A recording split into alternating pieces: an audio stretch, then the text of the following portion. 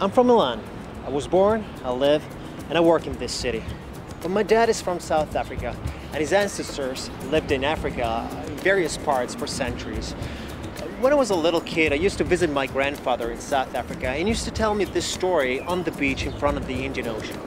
This story dates back in the 50s in northern Rhodesia, which is now in Zambia. It's a story about two farmers who had a lot of land, cattle, and fruit plants they cultivated. One of the farmers was the younger one, who just got there with his wife and two children and was just trying to set in. His land confined with the land of the other farmer, the older one. This guy had 10 children. He wasn't very sociable, but his business used to go very, very well. And not for the 10 children since they were too young to give a hand, but mainly for the great hand of Ngatu. Ngatu was a black gardener, how they called figures like that back then, from the Bemba tribe of that region. Ngatu was great. He knew where to plant the fruit plants, he knew where to dig for water, he knew where to take the cattle to pasture. But Ngatu had a passion, and his passion was dancing. He loved dancing. And he kept asking to his farmer a place where he and his people could go there and gather once a week to do their tribe dances. The old farmer kept postponing and saying that he was looking for the right place and just to wait some time. The truth was that the old farmer was afraid of having a bunch of Bemba people on his land, and he didn't want to distract Ngatu from his good work on the fields. He was really attached to his land, and that was the reason he was doing like that.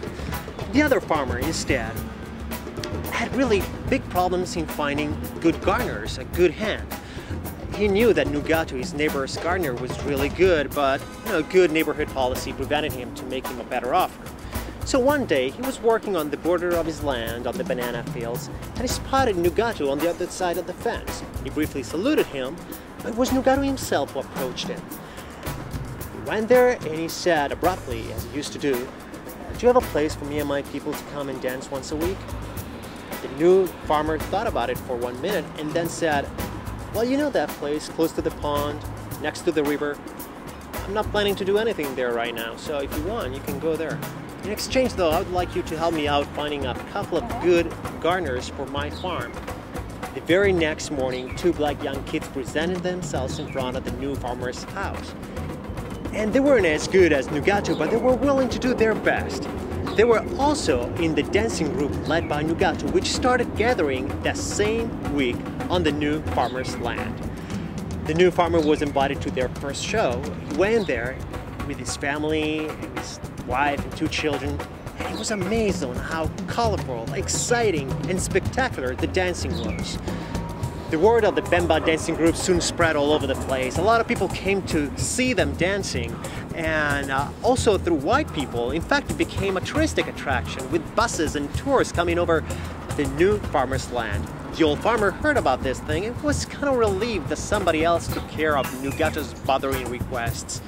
Instead, the new farmer opened up a shop close to the pond where he sold dairy products, mangoes, papayas, bananas, and his business used to go very well thanks to the Bemba dancing group.